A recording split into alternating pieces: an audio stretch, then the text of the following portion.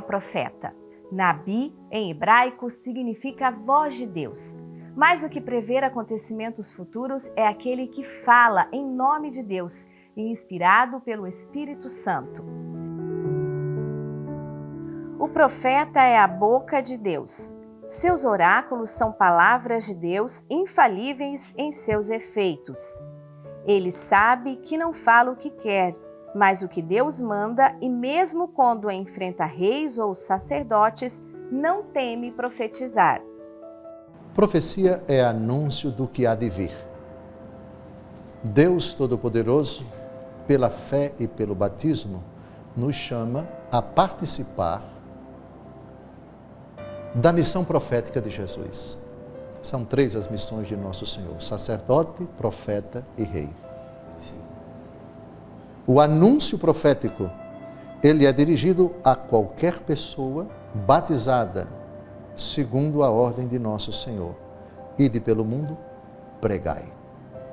Quando a pregação anuncia as coisas que hão de vir, essa pregação assume uma característica de profecia. Portanto, o chamado profético hoje, ele decorre do sacramento do batismo. Todos os batizados, independente do seu estado de vida, eles participam do munus profético de Nosso Senhor. Anunciar as coisas que hão de vir. Isso, genericamente, é aquilo em que consiste o dom da profecia. No livro do Deuteronômio, alguns critérios são estabelecidos para descobrir o verdadeiro do falso profeta. E uma das coisas é que a palavra que ele anuncia se vai se cumprir ou não.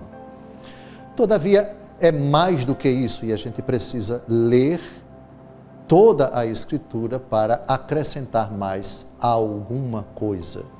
Jesus Cristo, nosso Senhor, fala tanto por si como pelos discípulos: muitos virão em meu nome, não os sigais. Então ele já fala aqui dos falsos cristos, dos falsos discípulos de Cristo, dos falsos profetas de Cristo. Então, nós podemos dizer genericamente que a identificação da verdadeira profecia tem que levar em conta essas exigências. A profecia não pode contradizer a palavra de Deus escrita. A profecia não pode contradizer o que Jesus disse e o que Jesus fez. A profecia não pode contradizer aquilo que os discípulos de Jesus e os apóstolos pregaram e escreveram. E essa profecia não pode contradizer a tradição viva da Igreja e o magistério. Pelos profetas, Deus forma o seu povo na esperança da salvação, na expectativa de uma aliança nova e eterna, destinada a todos os homens e que será gravada nos corações. Uma pessoa que influenciou minha conversão, eu me lembro num seminário de vida no Espírito que eu participei, eu devia ter por volta de 14 anos, e até então eu não considerava uma pessoa que professava a fé católica, porque eu fui criada, eu cresci num ambiente que tinha muitas influências do espiritismo, então eu acreditava em coisas que não diziam respeito da doutrina católica, mas fui convidada para um grupo de oração, e chegando nesse grupo de oração, estava tendo um seminário de vida no Espírito, falando sobre o senhorio de Jesus e as falsas doutrinas.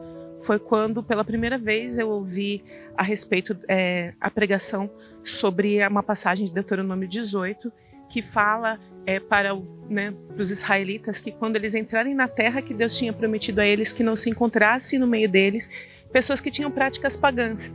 E aí foi sendo falado quais eram essas práticas pagãs, de espiritismo, de adivinhação, de astrologia e tudo mais. E eu fui me identificando com aquilo, vendo que muitas daquelas práticas eram coisas que eu ali na minha infância, na minha família, a gente acreditava. E uma parte que me tocou assim na passagem foi quando disse que Deus abomina todas essas coisas.